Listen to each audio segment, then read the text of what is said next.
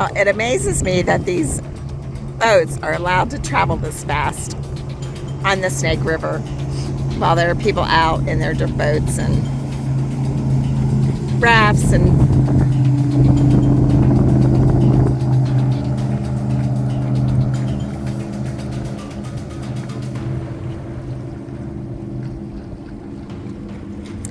you think there would be a no-wake policy when there's other boats around, but here we go.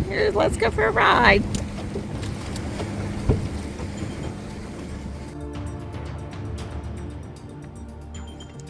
Okay, we're on the Snake River and we almost just got run over by a powerboat that came around the corner. He lost control and was sliding sideways through very shallow water. It was a huge boat. There was a man driving with 3 or 4 young children in the front standing next to him with no life jackets on, and then at least three other people sitting in the back of the boat.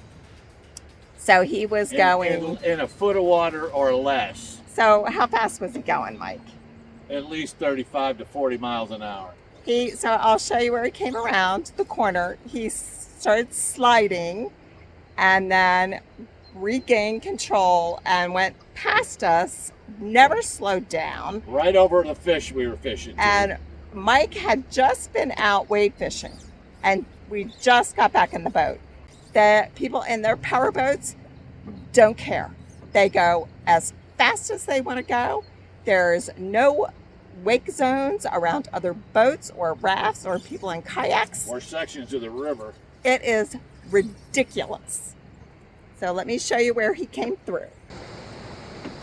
So these are little inlets and that come through. There's little islands and shoals all over the place, and he came through right there. He turned.